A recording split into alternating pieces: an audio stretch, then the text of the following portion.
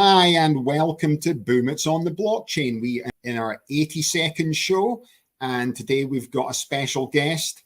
It's Zenobia Godschalk from Hedera and SwirldsLabs. Hopefully I've got that right, Zenobia. You do indeed. I know that's a mouthful, both on my name and the companies, but hello and thank you for having me. Okay, perfect. So usually to kick things off then, Zenobia, if you just want to give a bit of background about yourself and before we start talking about your project. Sure, absolutely. So my background is mostly in communications, although I started off life in finance and have a degree in economics. I have worked in tech for most of my career, all enterprise tech on the back end, mostly infrastructure, everything from the early days of what was cloud computing with Loud Cloud and Opsware to a lot of cybersecurity and infrastructure work in my later on in my career. And I got involved in blockchain and specifically in Hedera through that channel.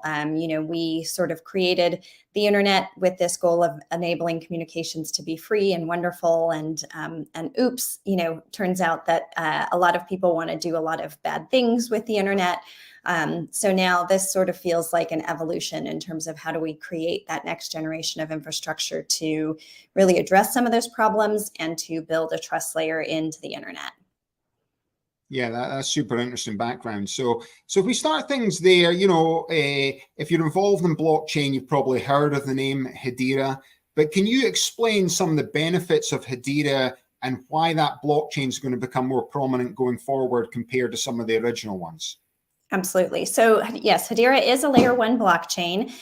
Some of the things where we see key differentiators are in terms of the speed. Transactions can be conducted fast, but they also come to finality. So you're not wondering if somebody is going to go prune your transactions off of the chain. There is high throughput. We are seeing a pretty high TPS already today on the blockchain. A lot of people talk about their hypothetical TPS, but Hedera has already done over 17 billion transactions on the chain, and you're seeing, hundreds, if not thousands of transactions per second live today on the network. That is not the network coming to consensus itself. Those are actual transactions that organizations are pushing through and they are writing to the network. So you've got that scalability and that speed. You also have, as I mentioned, security has been first and foremost for us. So it is a leaderless proof of stake blockchain, and that means you cannot do, sort of the follow the leader types of attacks that some other chains are vulnerable to.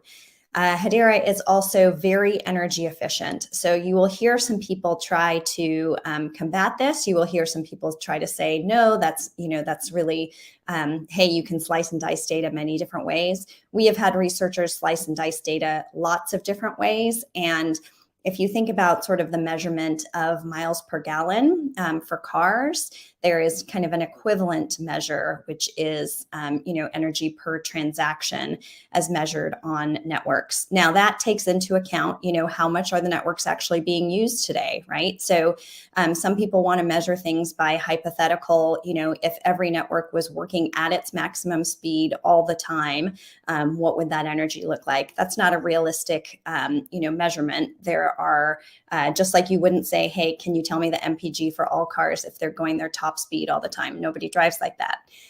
So if you look at the energy consumption per transaction on networks as they are running today, Hedera is far and away the greenest of those. And then one thing that I think is really important as we start to look at wide scale adoption, massive use cases that can be enterprises, that can also be the smallest startup who, becomes successful beyond their wildest dreams. There is a set, the fees are denominated on Hedera in USD. So it doesn't matter what, happens in the cryptocurrency markets. It doesn't matter the fluctuations in the markets, the price of HBAR. As a business owner and someone running your application on Hedera, what your cost of goods sold will be. And that, you can predictably manage that. You can understand what that will be if you are super successful and you are not dependent on the price of cryptocurrency during, at any point in time. So as we start to see more mature businesses and organizations adopt Hedera and other technologies for mainstream usage, those kinds of conversations that have always happened in businesses about what is my cost of goods sold are starting to come more to the forefront. And you mentioned, layer twos and other things. I think it's really interesting to see some of that consolidation happening and some people moving towards that. One of the reasons that I joined the company very early on was, Dr. Lehman Baird, who's the creator of the Hashgraph algorithm and, the co-founder of Hedera, really had this of, okay, this is not just a cryptocurrency, and this is not just, a ledger. There has to be this ability to sort of do many, many things at scale. And I think you're starting to see, projects kind of putting together a stack and cobbling together a stack, whereas you can do a lot of those same pieces of functionality natively on Hedera. Yeah, so winding that back a little bit, if you're talking about, say, the Ethereum blockchain, which is obviously the one that most people know are building applications on up until now. There's obviously Solana, other ones coming out there. But, you talk about the gas fees. Now, I understand that, I've hashed a few things in blockchain, depending on, the price of Ethereum that day, and then also depending on the use of Ethereum at that point. I originally, when I started to mint some coins on Ethereum, it was costing me 2-3 cents. Some days, believe it or not, it was costing me like $150 when it was. So it's like, so people out there don't really understand why that actually happens. So can you explain why that actually happens and why Hedera is different from that? Right. So I think, a lot of networks use the underlying cryptocurrency as whatever their sort of version of it is, right? Gas fees for conducting transactions on the network. For us, it's, fees for API calls to the network. For most blockchains, in fact, I don't know of a single other blockchain where they are denominated in USD. So you have to then buy that cryptocurrency in order to conduct those transactions on the network, right? To pay for those transactions. I think pretty early on, having come from, previous businesses, having had that experience, the founding team really realized, wait a minute, if this is going to be wildly successful, you can't go ask a CFO to base that their business model on something that can fluctuate that much in a day, right? You won't get any CFO to buy off on that long term. And so I think we've seen a lot of experimentation and a lot of people saying, okay, great, I can try these things out on Ethereum and on other chains. But then when they start to say, well, what if this actually works? What if I actually put my entire supply chain on here and people start to use it and I start to do hundreds of thousands, millions of transactions a day? I really need to make sure that each time I call the network, each time I write a transaction to the network, I know what that's going to cost me. I can't say, gosh, I have to go, buy more Ethereum and that's going to cost me, $100 today, $20 tomorrow, whatever it costs. I'm just going to take that. That isn't sustainable. Yeah, and you mentioned something about hash scan there. Can you elaborate a bit more about what does hash scan actually mean? So Hashgraph, I said, which is the underlying, Hashgraph is the underlying technology, which is the Hashgraph algorithm is what Hedera is built on. So how does that actually work then? So it uses something called Gossip Protocol. It's a DAG instead of a typical. We actually have a lot of visual images online, which I think is probably the best way for people to sort of understand that. But there is something called a Gossip Protocol that is used to write transactions to the network. So instead of looking like sort of a single tree and a single threaded tree where then parts are pruned off of the blockchain, it looks much more like its namesake, which is actually sort of ivy, and this weaving of ivy and the crossing of transactions written to different nodes across the network. And is that the reason why the carbon emissions is a lot less then when they're hashing things in the blockchain? So the algorithm itself is very energy efficient. And it's also, I will add that If you go sort of back, I think, I'm making the assumption that you're sort of comparing to other proof of stake networks. But I think if you take a look and sort of compare it to, the original proof of work, the goal was with proof of work, hey, I need to make this a little bit difficult, and I need to make it so that not everybody can sort of solve the math equation quickly and easily. They need to put some energy into it in order to actually solve it, right? That's the whole point of proof of work, is that you do the work and you demonstrate it and then you earn the reward. It turns out when you have to do a bunch of computational work to earn a reward, you use a bunch of computational power. So I think you have seen the industry shift to proof of stake networks, but again, there are degrees of energy efficiency among those networks. Yeah, so it's all moving in that direction anyway. So what will that mean for sort of the legacy blockchains then? That's a good question. I think you've already seen some of them move to proof of stake. And anytime you have to kind of rewrite or add on, to make the network, to make something function the way it should have from day one, you add in a certain layer of complexity. And then, there are certain, I think, for example, with Bitcoin, you're going to see people just say, great, so maybe I can't use it for, a massive number of transactions, right? You're already seeing that. You're already not seeing that be used for high throughput, applications that require a huge number of transactions. So potentially we'll see some segmentation in the market that way. So how many users are using Hedera right now? So we have, millions of wallet users. Those are people who interact with the network in one way or another, or are doing staking on the network or something else. And then there are hundreds of applications that we know of, right? It's an open source, network. Anybody can build on it. So we don't know exactly how many applications are on there, but we know for certain in the hundreds. Those are the ones who've sort of communicated with us and said, hey, raised our hands, we're building on Hedera. But we suspect there are many more out there as well. And then, like I said, there are, if you're just tracking sort of the numbers of wallets, there are millions of wallets that are engaged and connected to the network. And what type of applications are they actually building? So, it's interesting because we are this layer one infrastructure. And so I think you've seen a lot of experimentation in a lot of different areas, but I can talk to sort of 3 or 4 where we're starting to see some critical mass, and where people are saying, oh, wait a minute, Hedera is very well positioned for me to use in this kind of an application. The first is around ESG and sustainability. And a lot of that is tied to supply chains, right? So if you want to demonstrate that your supply chain is sustainable, and then you also want to introduce things like carbon credits and the purchase of those carbon credits as part of your supply chain, and you're dealing with a huge number of different, say, vendors, and you're also doing a huge number of transactions.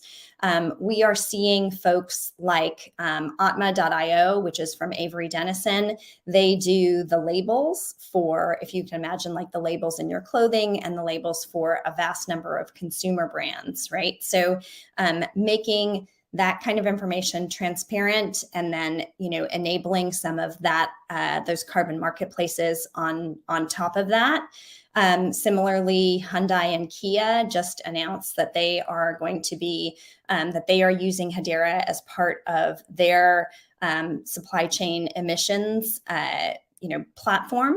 And so that's an area where we're starting to see enterprises say, wait a minute, this is something where I really want transparency. This is where I want to be able to demonstrate to various stakeholders what is happening in my supply chain, and sort of that connection of supply chain and ESG and carbon and other marketplaces is an emerging area. We're definitely also seeing the tokenization of everything. And by that, I mean everything from NFTs that were originally around things like artwork and unique on the blockchain artwork, but also real world assets. So we are seeing huge multi-billion-dollar funds saying we're going to tokenize our funds and make that more accessible, make that so that people can easier to purchase, lower the transaction cost, reduce the friction. We're seeing tokenization of properties. So, I don't know if where you are, but certainly here in the US, it has gotten almost cost prohibitive for people to buy their first home, right? When you think about the down payment that's required, we are seeing people do tokenization of, for example, you can tokenize your house and you can say, great, I can only, put down 10% versus the 20% that's required. But maybe some investors would put down the other 10%. And then we have, kind of this shared fractional ownership, and my piece of the equity grows and their piece of the equity grows. And I can choose whether to, buy them out at some point in the future or just sort of keep growing each of our pieces. And the other way that we are seeing tokenization happen is through some of these consumer loyalty programs. So, you're starting to see a lot of companies say, wait, I would like a much more direct engagement with my customers. I would like to be able to know exactly what they're doing. It's worth it to me to reward them in some way, shape, or form.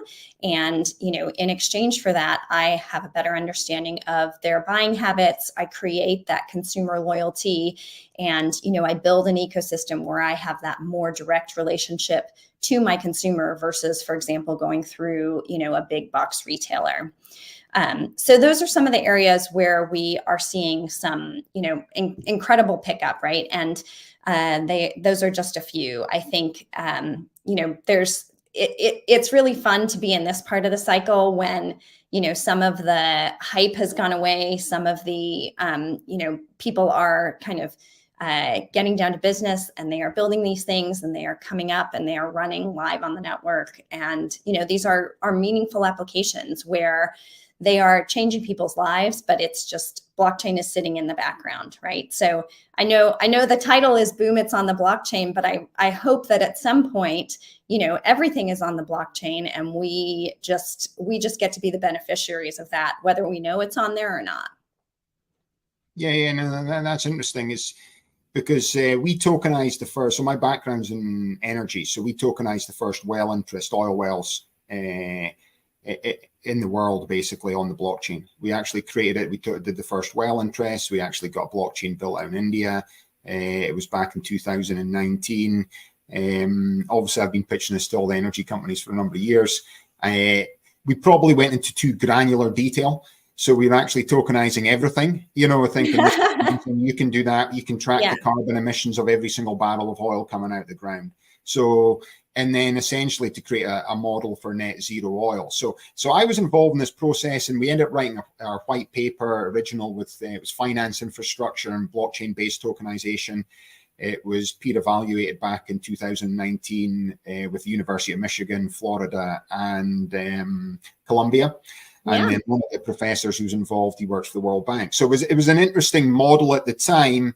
But the thing is, it basically started this process of tokenization. But everything underlying, so I know a lot of the sort of tokenization of real estate coming in. And then I find that what's interesting is that oil and energy is sort of an old industry. So renewables is even worse, by the way. So it's like it's even worse for people to invest into a wind farm or a solar farm. It's nearly absolutely impossible. So, right. If you're a high net worth investor, you can own 1% of an oil well bumping up and down Kentucky. But if there's a wind farm in Kentucky, there's no way for the general public to have any type of ownership into that wind farm or solar farm, things like that. Absolutely. And I feel that tokenization is a way to bring, the general public getting, basically investing into an asset class of this, So I've been doing this for basically 4 or 5 years anyway. So, and I'm into that small little sphere for it. But what's interesting there, I want to learn more about how Hedera works, because we used other ones. And for people to understand this, when we built our own blockchain back in 2019, it actually worked. But once you started putting anything on it, it became unbelievably slow and clunky. And then basically, if you went out to put it out to users, it would have just been an absolute nightmare. But back then, 2018 and 19, people were sort of building their blockchains. but they weren't, you know, so yeah. everyone was doing their own one, you know, but now it's sort of solidified in there as well. So I'm interested to know, how does a Hedera work in terms of the transaction time compared to some of these other blockchains, and why is it faster? I know getting priced in US dollars is a great idea because suddenly the fees of actually doing it doesn't go up and down, but it's the speed of transactions, I think, is going to be key. Yeah. And, you know, I will just add before talking about that, you know, I mean, we've been at this a while, right? Building and maintaining a layer one blockchain is really hard. In addition to you having to have all of your expertise in terms of knowing your industry and catering to that, right? You would never say, well, you know what? I want to build an app, so I'm also going to go then build an iPhone and an app store, right? You would never, I mean, you know, you have things like Amazon Web Services. You would never say, I'm going to go build my own cloud provider to then go put applications on top of that. So I think we saw some of that because people were trying to figure out, well, what is the best blockchain to use, and how do I do that, and how do I, you know, have this control, and how do I keep some things private, and how do I keep other things public? You know, but I think that you have seen the market shift towards, wait a minute, you know, I shouldn't be doing that, right? I should just figure out what is best of breed. And, you know, I should go ahead and use that, right? Because it's not something that's going to be a differentiator to me over time as these networks mature. So, you know, I think the network is very low latency. Transactions come to finality in, I think it's typically about 2 to 3 seconds. And, you know, I won't go into all of the detail, but essentially, you know, I think that if you look at the Gossip About Gossip protocol, that is really the way that, you know, that was a math problem that, quite frankly, Lehman, who, you know, PhD in computer science, worked on for, you know, 7 years to try to figure this out, right? And try to figure out the math of this in terms of, okay, how do I, you know, get these nodes to all come to consensus quickly, and how do I, you know, demonstrate that? So, you know, I think that there is a recognition that, yeah, if I'm going to run my business on this, it needs to run quickly. And I think that, you know, early on, we were just sort of tinkering around with, you know, what kinds of applications could work. And it was fine when, you know, those applications didn't have to have sort of real-time processing. But, you know, now we are recognizing, and the industry is recognizing that, okay, this is infrastructure like every other infrastructure, and it has to work like every other infrastructure. Yeah, and I think for people out there to understand is, you know, essentially you're taking databases that were speaking to each other, and now you're putting on a sort of central blockchain for people to access that's encrypted.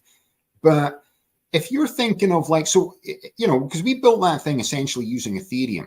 So it was a lot of ETH gas. It was doing that as well. We're actually been working now on a carbon tracker for oil and gas in terms of understanding the carbon emissions for, say, an oil producing well over, say, a 12, you know, a month period. And then it would basically works out the carbon emissions. It hashes on the blockchain in the form of NFT. I actually had someone on to it say, don't use the terminology NFT or no one's going to touch your project. But it's just, so it's sort of done that. So then you're thinking that the process, but that was on Ethereum. How difficult is it to take a project on Ethereum and then put it onto Hedera? It is like you are lining these questions up for me. So back in 2022, we launched a 2.0 version of our smart contracts. And with that, we essentially offer Turing complete layer one programmability to applications built on Hedera using Solidity. So the smart contract service utilizes the Hyperledger Besu EVM, and basically since then we've kind of been off and running in terms of, you know, making sure that we were first EVM compatible and then shifting to EVM equivalents. So there's actually, I think, a blog post out maybe last week that goes into greater detail in terms of how you do all those things. And we are starting to see, especially this year, a number of applications moving from Ethereum because, they recognize the advantages of Hedera, but we also had to make it easy enough for them to switch, right? You have to have a low enough switching cost, and you have to have that compatibility and that same set of capabilities if you really want to attract those developers. So, I think we have seen companies like Fresh Supply Co. and others who were, on different chains who are now pretty quickly and seamlessly moving to Hedera. Yeah, that's super interesting because that's one of the cruxes, because a lot of people think about the CO2 emissions of like Bitcoin and things like that, and they get upset about it. They don't realize the CO2 emissions is this basically of all crypto is about the same as the US Navy takes in 2 weeks. But, that doesn't matter. That's the US Navy creating a lot of CO2 emissions. Let's not put it against crypto. So, when you put things in perspective, people think, oh, wait a minute. Oh, but we need the US Navy creating all the CO2 emissions. We don't need blockchain and crypto creating all the CO2 emissions. But they don't push that narrative. They're obviously trying to push their own narrative with it. So, but it's still a hurdle for adoption. And do you think that it is going to become this new carbon neutral piece of it? Is that going to have to be the key bit to get mass adoption and buy-in from the public, or where do you think it's going from that? So, I think there will always be a subset of people where that is the first and foremost buying criteria, right? So I think you have to be pragmatic. There are going to be, if you are doing anything in the industry that is related to, to your industry or to anything around ESG or, that kind of tracking, this is going to be one of the boxes that people check off, right? It's going to be one of the things where they say, yep, that needs to be front and center, and I need to be on a blockchain that is, the lowest carbon emission. For others, it is going to be the cost, right? I may have an application that doesn't have, that doesn't necessarily tie into ESG, and that may not be a corporate priority for me, but, fixed or predictable costs of goods sold is going to very much be a corporate priority for me, or security is going to be very much a corporate priority for me. So, I think in an ideal world, we would all care enough about the environment that would be front and center criteria number one. But I think in the real world, it is going to be one of the criteria. Some projects will weigh it more than others. And, that's why you have to be kind of top of your game across all of the different criteria, right? Right. Okay. So Hedera sort of ticks all three boxes, does it not? It does. So that's obviously a key selling point to it. But so how many people? You said there's 3 million wallets out there. There's thousands of applications.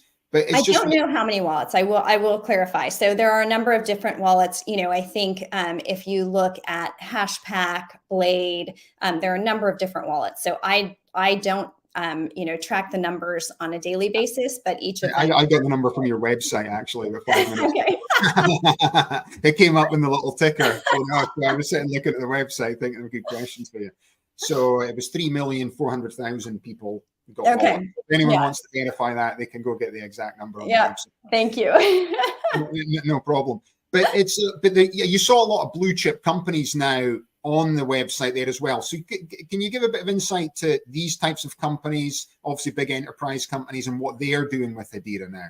Sure. So, one area, and I feel like you're just teeing up these questions for me. So thank you. So, the technology definitely front and center in terms of key differentiators for Hedera, but equally important is the governance model. So, again, we have a number of, we are gray hairs on this team, right? I color mine, but we have been in business for a long time. We sort of joke that we are the old people in the room. But in terms of what that brings to the table is it also brings a governance model that was well thought out, right? So our governance model is designed after the Visa network. It is distributed among up to 39 companies, each of which have an equal vote in governance. The reason why that is important is, first of all, they have to be very big brands. So they are brands that are so big that it would not be worth their risking their brand equity or risk to their brand in order to do something bad on the network. And the reason that we chose to do that kind of a model is because if you don't think about governance from day one, then you sort of have this entropy into anarchy. So if you look at, a lot of networks will say, we're super distributed, look how many nodes we have. But the people who are making decisions about the network, the people who are actually making decisions about the software, that's like a handful of developers that you have no idea where they are. Or, if you look at Bitcoin before China kicked them out, the amount of mining, the percentage of mining that was done in China was a huge percentage. And so if you don't think about governance being distributed and sort of forcing it to be distributed from day one, you have this reversion to the mean, and you have governance that ends up being done by a handful of individuals or companies. And so the Governing Council was launched essentially alongside the network to ensure that that governance would always be distributed and that it would also always be very transparent. So these companies are helping to make decisions in terms of treasury management. They're helping to make decisions in terms of the direction of the network. And then by bringing them all together, they sort of function as this incubator of ideas. So at the Governing Council meetings, a lot of times people will present what they are doing. We're seeing collaboration between some of these companies in terms of building solutions on the network, both for their own internal use as well as for their customers, and then as well as for the ecosystem. So one example is DLA Piper, who was one of the earliest council members, huge global law firm. They have actually over the years built something called Toko, which is a tokenization platform. And now other projects are coming to Toko and saying, great, you've spent all this time figuring out the regulatory environment around tokenization in my geography, right? Which, as you can imagine, it is complex and it differs by geography. Help me sort of accelerate my tokenization project because you've already done all this work. So they function not only to help govern the network, but they are also building applications, within their businesses that leverage the Hedera network. Yeah, that's super interesting. I actually spoke to people at DLA Piper back when we were doing stuff there, originally setting it up, Zion Coin, stuff like that back in 2019. So I'm on their mailing list. So I get their blockchain newsletter, and for people out there, if they really want to understand, it's not even just from the legal aspect of it, but the technology things like that as well. So they have one of the best newsletters definitely in the space there as well. So that's super impressive that they're involved, because they'll be the leading legal firm in America working on blockchain. Yeah, the amount of time and energy and research that they have done in this space is just incredible. Yeah, definitely. So it's and then again, it's like, as you say, everything's like a minefield, because there's different jurisdictions in each different countries, and then how to bring things globally together. We had Frederic from the Cardano Foundation come on before in the podcast, and he spoke about Switzerland basically leading the world now in terms of the legal structures there. So they've made it very transparent how they're treating cryptocurrency, how they're treating blockchain. And he says he's out in Australia right now speaking to the Australian government. Basically, they're going to copy the sort of Swiss model. So what you're finding is from jurisdictions that other countries in the world are sort of taking a lead in this. Do you think America's sort of, because it's slow to adopt and because the SEC is going after everybody in terms of whether it's a crypto or whether it's a security, do you think this is going to stop the adoption in the country, or do you think it's going to slow things up? I think there is a risk of that, right? I think that if you look at, to your point, Europe, EMEA is really trying to be forward thinking in regulation, right? So we had our head of global policy recently did sort of a tour and met with a number of, of different folks across EMEA. It became very apparent that they want to take a leadership position there. And where you have very clear regulatory frameworks, you are going to attract capital, you are going to attract technologies, and you are going to attract people building. So I think that, those countries and those jurisdictions that do give that clarity sooner will benefit from it.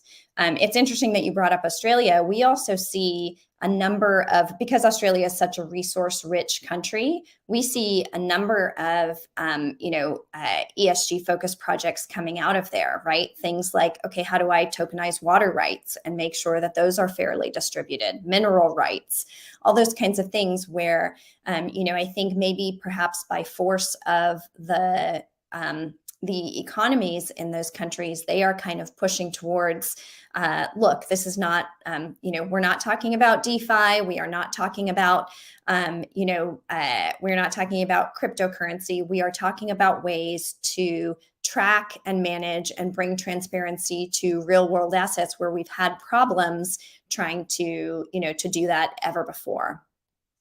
Yeah, I know that's super interesting, because we talked about, just going off topic a little bit, but I was chief blockchain policy advisor, Libertarian Party, in the last election. Obviously didn't make any part of the news cycle, but it was the guy Adam Kokesh who's running for president in our team, and vice president was John McAfee of the McAfee software. So, if people research those guys, they're interesting characters, let's put it that way. So I was brought in to develop this Americoin idea, and that was really to do the tokenization of the land in America, because it came back to this model of that, America was sort of built on the ethos of the land didn't belong to the king, which was King George of England at the time, didn't belong to the government, belonged to the people. And through tokenization, but up until now, it's like, how do the people own the land? The government owns 54% of the land still in America. And through tokenization, we can all own a fractional interest of this massive asset. And as this massive asset creates distributions, everyone would have this asset. So it was Americoin was the policy that I was brought in to develop. And it was interesting. There was guys from Bitcoin.com were involved in it. There was, I've got to hand it to Adam Kokesh. He brought in a lot of sort of senior guys in crypto and stuff. And then I was sort of doing the donkey work with him to it. And it's like a policy, you bring a policy up there, and they said, this sort of policy, it's a sort of economic monetary policy with Bitcoin and blockchain that maybe one of the major parties might pick up in 2045. So you start off now. And there's so many ways that government can use this, right, to improve their efficiency. I mean, even if you don't tokenize public lands, right, think about the last time, if you ever purchased a piece of property and you had to do a title search. Why do you even have to do a title search? Shouldn't that be written on a ledger? Shouldn't it be very clear who has, what the last transaction was and who owns that property? Oh, it's crazy. And then if you think of just going back to mineral rights in America, it's, the way the land was broken down, it's sort of been passed down to like father to son, or father to daughter, father to daughter. So, it could have been 1,000 acres 100 years ago, and now it's gone past 2 generations and they all own 200 acres each. So, but for you to get that information, there's no central ledger for it. It's held in local county offices. You have to employ a landman or a landwoman. We had a landwoman that worked for us. Right. She was great, and she went out there to do that. But it's a skill set in itself to find that information. But it's crazy to think that, and it's all held in like tiny little villages or towns. They have the information. I remember when we acquired some mineral rights and we went away out there, and it was about 5 hours from Evansville, really in the middle of nowhere in sort of Indiana. And it was just like a little county office, like basically like a container that was an office converted. And I said to them, I said, who knows this information? And they said, well, you've got a copy of the document. And I said, who else? And we've got a copy of the document, and it's held in the file. And that's it. It's just like, so unless you go in there, you have no idea who owns that information. And most people don't realize that that's the way it's actually still done in America. It's like, it's unbelievable, whereby if you go to other parts of, Europe and especially Australia, and that it's all central database systems that people can just log in and access. But it's the way it works here. It's really broken down. It's not even broken down by state. It's broken down by county. And each county's got their own rules. They've got to access documents a certain way. Quite often you've got to pay to access that information. It's not like you can just go in and do that. And if you want to get a copy of this document, it's going to cost you $100. So it's like, well, why would I want to get that? And then you sit and look through all the old documentation and stuff like that. But that's how land ownership's done in America. And you think of other parts of the world as well, whereby, especially in like Africa, things like that, you've got these dictators that come in and essentially steal the land from the people. This person could be farming the land for 100 years. The dictator comes in, steals the land. And I always say to people, is blockchains going to be the end of the dictator? Because eventually we'll have that information online. And if they come in and they take over the country and then, sort of give everyone a crappy job in government, steal all the land, take all the resources.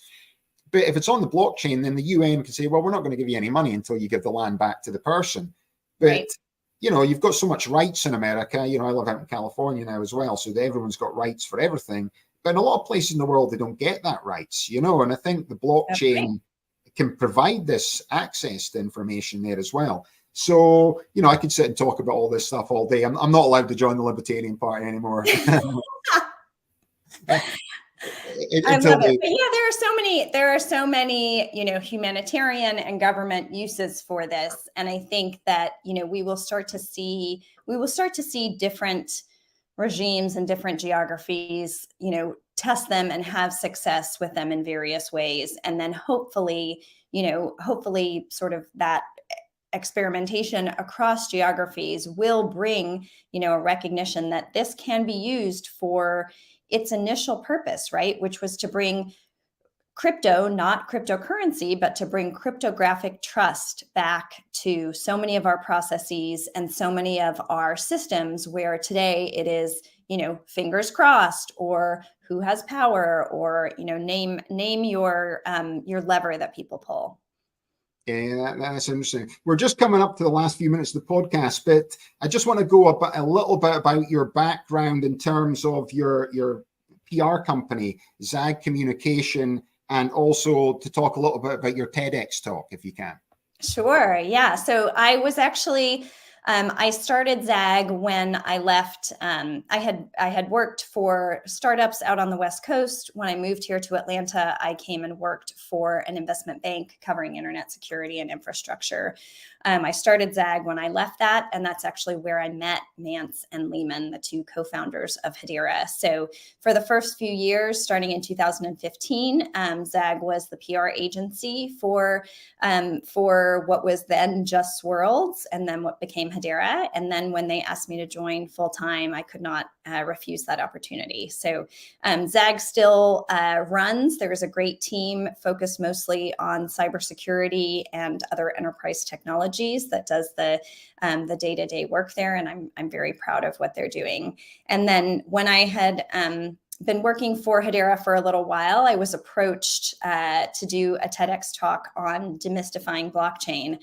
And, I love that kind of thing because, I have friends, I have family who are like, still to this day are like, we have no idea what you do, right? Like we don't know what you do. We've never known what you've done.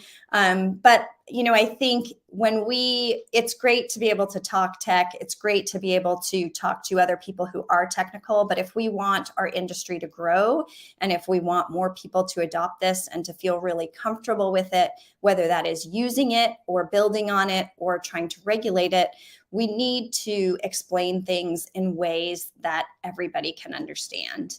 And, we fall into the same faults that every technologist and every technological shift before us has done, which is, let's explain how the technology works and everyone will love it. No, let's explain why we use the technology and why you should care. And then maybe down the road, you have to figure it out. But ideally, you don't even have to figure it out. You just, it just works, and it just brings you the benefits that you can convey from all the things that we've talked about today. So that was really, really fun. And, it was a very mainstream audience, and it was great to get feedback from them like, oh, this is not so scary. This is actually something that I like and I want to check out more. Perfect. So just to finish things off then, Zenobia, I appreciate you're busy. How can people get in touch with you or follow you and find more information about Hedera? Absolutely. So Hedera.com is super easy. On Twitter, I am at Zenobia, Zenobia, and then my initials, ZAG, ZAG. And we have a great community on social. We have great communities on Telegram and Discord and elsewhere.